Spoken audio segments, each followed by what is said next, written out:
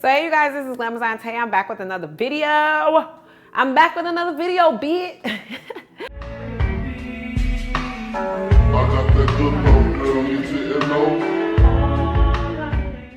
Hey y'all, so I'm back with another video, and today's video is going to be more informative. You guys know I love doing my little informative videos for y'all. I want to give y'all some tips and tricks on how to be a better influencer, or starting out being an influencer and knowing that stuff. If you're already an influencer, how to polish yourself. And also I want to give y'all like a little learn from my mistakes type stuff, because one time, child, it was so crazy. So let me give y'all a little rundown about things. So basically today in this video, I'm going to be teaching you guys how to pitch yourself to brands, and also how to make yourself a media kit, an influencer media kit, so that you are up to par and basically you can secure brand deals. It doesn't matter how big or small you are, give or take. It do matter, but it don't matter. In a sense, everybody should have a media kit, especially once you get to a certain amount or number. But if you already implement these things and are already prepared, it's even way better. Also, you guys, while you're here, if you are new to the channel, hey, how you doing? Make sure you subscribe. And also, if you are a returning subscriber, make sure that you guys thumb this video up and leave a comment, because y'all know I love talking to y'all. Let me give y'all a little bit of scoop and tea about how I played myself back in the day. I'll never forget. And you guys know I've always been an influencer that I love to like speak my mind, and I don't hold back, and I definitely don't let people, waver me on how I feel about certain things with brands and all kinds of stuff, but I'll never forget it. So back in the day, this was years ago. I want to say I was still in college. And I'll never forget, like, us influencers got to look out for other influencers. And I learned that firsthand. At my back when I first got into the game was Red Fairy, LaRasia. Y'all, she is such a sweetheart. Like, she's a sweetheart. Even to this day, she still puts me on game and stuff like that. Like, gives me tips and tricks, like helps me out, because it's always new stuff, new techie information, or things that I could be aware of that, we just be busy. But us mingling and talking with other influencers, we find out the scoop and tea. So I'll never forget, at this point, I really didn't know LaRasia I didn't really know her like that. We just followed each other on social media. Like I said, this was back in the day when hair companies was on they was on bull. Like, I remember one time they had sent somebody a wig, and the wig was trash, and it was a whole drama, and she like ended up running the wig over. Somebody else, I remember, has took their wig and set it on fire, because these companies would do stuff that would make you want to, like, at that time, this was new. Like, y'all don't know, I'm like I don't want to say I'm an OG, but girl, I'm up there. I've been on YouTube for like 9-8 years now. So this was back in the day before, when reviews was like fresh out the gate, new, all that kind of stuff. A company will reach out to you, be like, oh, I want you to promote our products. And then you be like, okay, I promote products, but this is my price on promoting products. Then they'll write you back and be like, okay, we're going to send you this item, or go on our website and you pick this item, and then you send them what you want. They send you the product in the mail, and then you review it. So girl, I was getting free stuff, and then I remember I watched a YouTube video. So it's always good to inform yourself, educate yourself. So I had watched a YouTube video, and the girl was on there referring to about like you can charge for brands and this, that, and this, that. So to me, I remember the next company that had reached out to me, they said that they wanted me to review something. So instead of taking it for free, I was like, okay, I'm going to charge you. Girl, I will tell you, I was like, I'm going to charge you $300. And they was like, okay, like no problem. And I couldn't believe it. I was like, these them really accept this $300? I'm like, how many companies I done took for free? I could have been charging them, because at the time I wasn't aware. I didn't know. So, girl, that all happens, this, that, and this, that. And then pretty much I was charging companies $300. Like, literally everybody was charging $300. So with me, everybody, at this time, I know I had a good amount of followers. I probably had like 50 or 60K. Maybe 50 or 60K. I probably had a little more than that. I just didn't know. But my whole purpose for being on YouTube was because I actually genuinely love promoting. I love YouTube. I just love products. I love sharing that stuff. I love just being visually on camera. I just loved it. Girl, let me tell you how I got played. So one time this company, and this is crazy when I even think about it now, because it's like, why would you play with me like that? And I wish I still had the video up, but I don't. I wish I had privated it, but they got me. Let me tell you. So this company had reached out to me and basically said they wanted to charge. Like I said, I was gonna charge them $300. They said, okay, cool, bet. It moved forward with it. So girl, after I charged them the $300, I got the product, I did the video. And once I did the video for them, for whatever reason or not, they literally was like that they didn't like the video and they wasn't gonna pay me, but they still was gonna take the video. So the way you do it is you review the product, you post the unlisted link on YouTube, you send an unlisted link to them, they approve it, then they send it back and say, hey, you can post it. So I had did that. They said they was going to take the video, because with the unlisted link you still can download it, but they wasn't going to pay me, and they wanted me to do another video. And I don't even think they wanted me to do, I don't remember, but I think they said they wanted me to do another video, but probably not, to be honest. When I tell you I was so mad, I was like, no, I'm not doing it again. So at this point, they had my video, and then they didn't want to run me my $300. So at this point, I'm like, oh, they owe me my $300. I'm going in, I'm mad, I'm this, I'm that. Girl, let me tell you how I was like, I'm gonna blast their asses, because back then, I really didn't care. My homegirl calling me, I'll call right back. Back then, I really didn't care, because I'm like, I'm gonna blast your ass. You wanna be talking about you ain't gonna pay my $300. Little do I know, I should have been charging way more than that. And more than they know, y'all already was lowballing me. You knew I was worth more than $300, so why you just didn't pay me the $300? So I seen she had this influencer did me. And when she DM'd me, she was like, girl, you need to take that video down now. And I'm like, you know me, because back in the day, I was just like, what? Like, y'all all be scared to expose people? No, I'm not scared. She was like, no, it's not even that. She was like, you need to take that video down because you are lowballing yourself. You need to be charging them at least 2 bands, $1,500. You need to at least be charging them that. I believe it was 2 bands at the time, though. She was like, you at least need to be charging them like 2 bands due to my influence and the level I was at that moment. And I'm like, what? And then, girl, we got on the phone. We was on, mind you, the whole time we on the phone, I left the video, we on the phone, she telling me all this tea. She like, girl, you need to be charging more. She was like, your influence is so much bigger. They're lowballing you. Like, you need to da-da-da-da-da. So I'm naive, because think about it. I had nobody was to give me that information, fill me in, let me know anything about being an influencer. The company reaches out to me and was like, please take the video down. It's not good for our brand, because I had put their name in the title and everything. And also another reason she was telling me to take the video down is because she didn't want other brands to see how low I was lowballing myself with charging. So at that point, they would have all been like, oh, you could just hire her for $300. Like, let me go over here. Like, that's a quick lick, you know? So I didn't take the video down yet. And by the time I was thinking about taking it down, the company had wrote me. And I was writing them, I was like, no, because you ain't gonna pay me my money. Mind you, I was gonna take the video down, but when they had wrote me that, I was just like, you know, playing hardball. I was like, no, I'm not taking it down. Like, no, you played me. Girl, why? They was like, we'll pay you the $300. I was like, no, you need to pay me $1,000 to take it down. And I just said it. I honestly did not think they was gonna do it. This was when I was naive. I just said it. I was mad. I wasn't business minded at all. Like right now, you see in front of you is a businesswoman. I'm about my money. I don't play, and everything is in set forms. But at that time, I just was like, you know, I was just up in the air. Girl, I said that to them, and they said, fine, we'll do it right now if you just take it down. Girl, I took the video down, I put it on private, and they was like, no, you have to delete it. I said, I'll delete it when I see my money. So at this point, nobody else is seeing it, but the video is private. Girl, they freaking sent me that money, and I was just like, so ever since then, I had really did a lot of research on how much I should be charging. I did research on my reach, knowing about my influencing, also knowing about like who my target market is. I learned about all that stuff because I'm like, nobody will ever play with me again like that. With that being said, I just want to give you guys some tips and some tricks so y'all can make sure don't nobody play y'all, and also make sure that you are charging what you're worth. I'm gonna teach you guys how to actually do a media kit.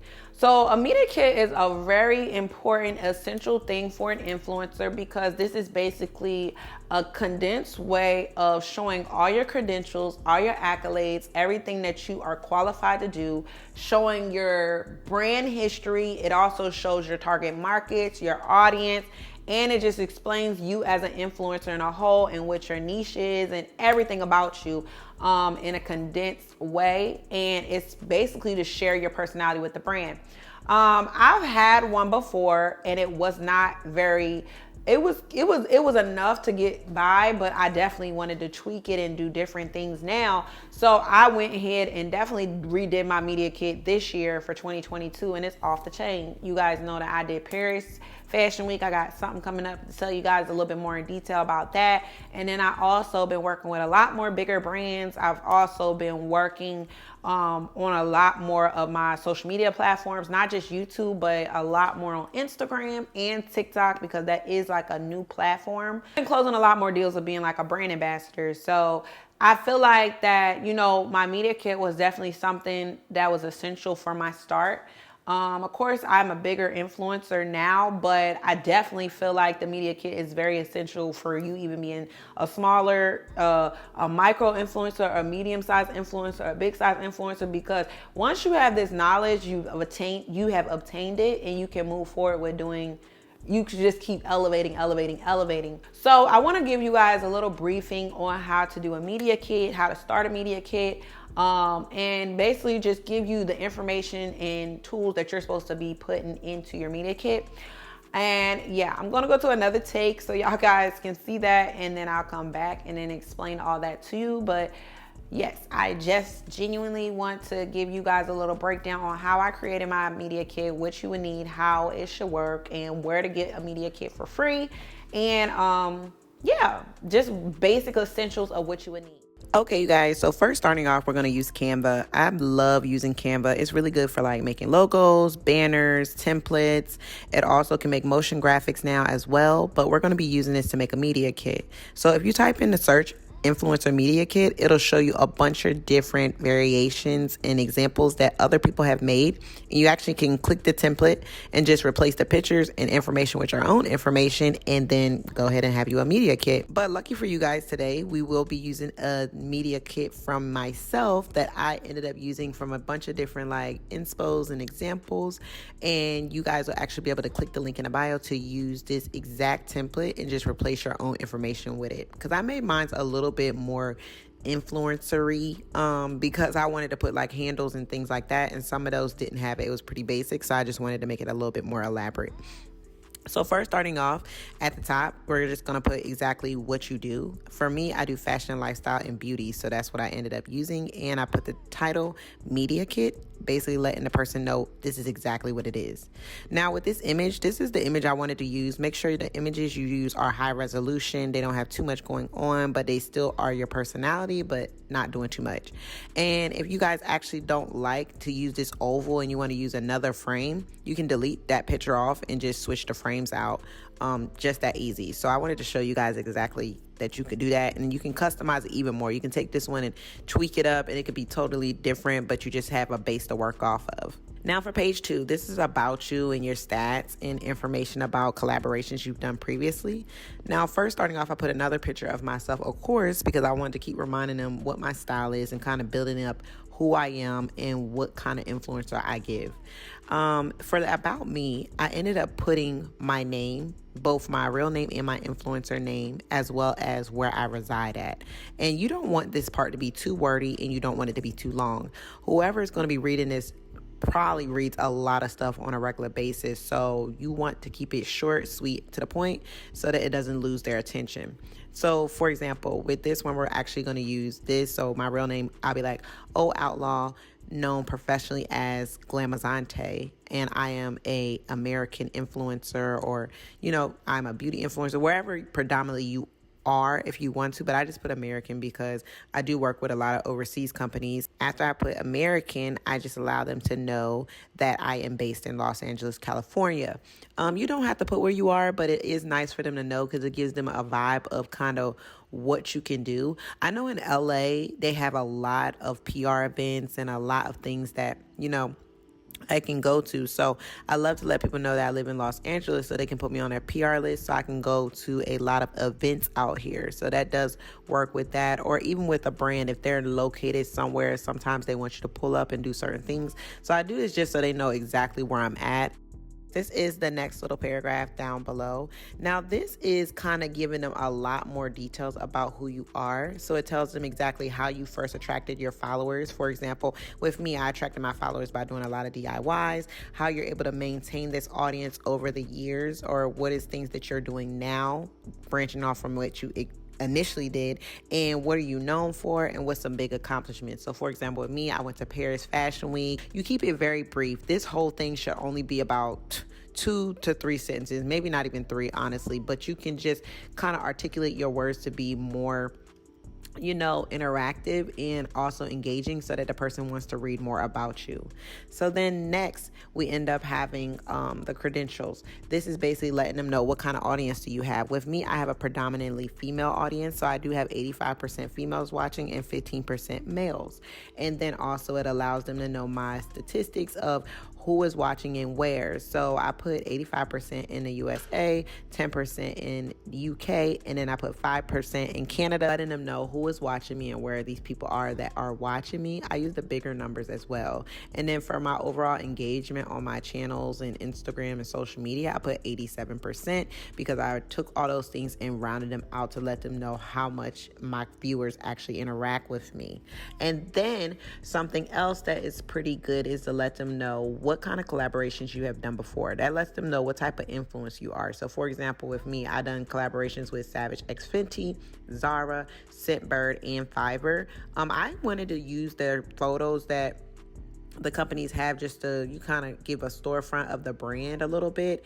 But if you want to, it would be good to use images that you actually collaborated with that brand. So for example, instead of using this Savage X Fenty storefront, I could have used an image of a collaboration I did with Savage X Fenty. But the thing about it was those photos didn't coincide really well. And I kind of like the way this looks a lot more cleaner. But moving forward, it would be really good to have the brand photos that you collaborated with them on. But you guys know I just got me a new camera, so I'm going to be doing it. I'm going to be making it my business to take brand photos a lot cleaner, that can look a lot more cohesive. So if you put them all beside each other, it kind of flows. Because I do have brand photos, it's just they all didn't look cohesive. And then at the bottom, I'm actually going to go ahead and put my email. So my email for them to contact me is contact@glamazante.com. Then my website is www.glamazante.com. And then you can put your phone number at the end, or you can just put your most popular social media or whatever one you want to use. I put Instagram sometimes, but also I put my phone number as well. Well, not my phone number, but the business phone number. So this is the third page of the whole media kit, and it's what can I do for you? And basically, you're telling a brand what you can do for them and what kind of things you will provide for them, because brands' biggest things is influence and return of investment, ROI. And that's exactly what you're supposed to be doing as an influencer. You're supposed to be influencing people and bringing them in money. In the beginning, I do start with the name again, and I say Tay is. So for example, I can tell them what kind of creator I am. I'm a bold, explosive creator. Multifaceted, I bring life to brands, anything that I attach myself to, just those kind of things, just building yourself up, giving them characteristics of what type of creator you are. And then you can go into telling them how you can generate sales for their company, as to why would you be a good ambassador for companies overall. So for example, you can tell them that you do product reviews and you do a lot of trend tracking, and your customers actually look to you and your followers actually look to you to know what to buy, what is next, to keep them on top of things. And then also, one thing that's really big is telling the company what's unique about your approach of how you reach your followers, and what have you done for previous brands. One thing about me that's pretty unique is that I'm very honest. If I have a product that I don't like, I say it on camera that I don't like it. A lot of influencers, when they don't like a product, they just simply don't use it anymore and they don't tell anybody about it. With me, I feel like I do tell people things that I like and things that I don't like. That's still educating people on products that might not work and products that definitely do work, because I'm letting you know both. One of those things is, if I'm just telling you only products that work, what if you try something that doesn't work that I've tried already? I could have saved you that money. And then I use some pictures of myself. I have 4 of them here. And as you guys can tell, I'm not that influencer that isn't like, sexy and I just stay with all clothes on and act this way and that way. No, I don't do that. So with me, I wanted them to know exactly what kind of creator I am and know my personality. So that's why I showed me with my like little club outfit on. I also showed them me in a bikini. I showed them me in a suit walking down from Paris Fashion Week. And I also showed them something of giving a little bit more fashion. So I'm letting them know exactly what kind of creator I am, and that's no shock to them at all. And with your social media handles, I basically put the little icons there. So if you guys don't have these exact socials, you can delete them or change them around. If you do delete anything or change anything around, make sure you make them all even and around the same size so it looks still really clean. So I put my first YouTube channel, Glamazante, my second YouTube channel, Glamazante Blogs, as well as my TikTok. I put my Instagrams, both of them, and my Twitter. And overall, Glamazante on YouTube has 91.8 million. That was the reach for that. 20.6 million on the other channel. And then for my TikTok, it's over 1 million. And then, my Instagram daily is like 280,000. So, you just have to go in and make sure you put these in. And as I'm looking at it now, I see that when I was rewording stuff, I forgot to put an extra 0 on the 280,000 for the Instagram. So see, I have to go fix that, but it's nothing big. I can just tweak that real quick. But I basically just put all my handles and letting them know what my reach is and my impressions and how many people I'm actually able to accumulate to watch certain things and my influence. So that does help out. You guys, I hope that I answered any questions you have. If I didn't, definitely comment it below and I will help out. And don't forget to use the link in the bio so that you can use this template if you want to. And again, you guys, this is not a sponsored video. I actually do use Canva, and I decided just to do this to help you guys out. I hope it was very informative. If you have any questions or anything, just comment below. As I said, though, media kits can fluctuate. It depends on how you want your media kit to be laid out. You don't have to do, everybody's media kit is different. Some people include certain stats, some people don't. I just basically give you the general rundown of what needs to be included in your media kit and what type of things you need to have. Also, y'all, do y'all see the setup? It's giving big quality, okay? I'm working on my beauty room right now. I'm supposed to be like really decking it out, but I just been trying to find stuff. So give or take, bear with me. But once I get that set up, it's up there. It's up there and it's stuck there because I'm about to be on that, period. But I hope you guys enjoyed this video so much. I'm trying to get back into posting. Y'all see I got my great quality now. So everything is on and popping. I'm ready. I'm getting the content rolling. I'm ready for y'all. So I love you guys so much. Don't forget to comment, like, and subscribe. And I'm going to see you guys. See ya.